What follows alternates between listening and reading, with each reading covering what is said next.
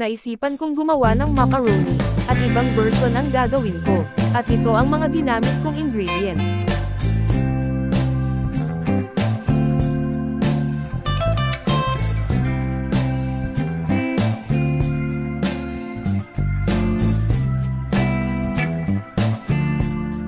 Kumuha ka ng bowl at ilagay ang ilin, tapos nilagyan ko ito ng 3 cream, dahil mas gusto ko yung creamy, pero nakadepende na yan sa inyo kung gusto nyo ng creamy.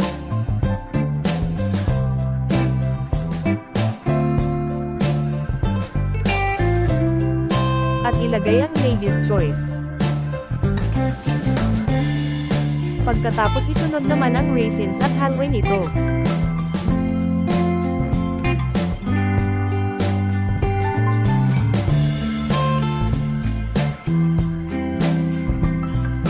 Pagkatapos isunod naman ang Alaska Condensada, at 2 Alaska Condensada ang nilagay ko dito, pero nakadepende na yan kung mas gusto nyo pa ng matamis.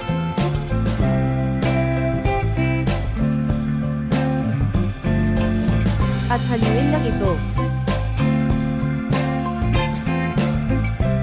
At pagkatapos ilagay naman ang pineapple chunks.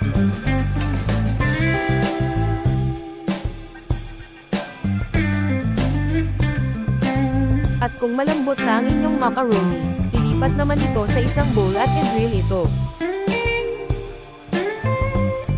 At pagkatapos pwede mo na siyang ilagay sa kanyang cream, at haluin mo lang ito, pagkatapos ilagay mo ito sa inyong refrigerator ng 10 to 15 minutes.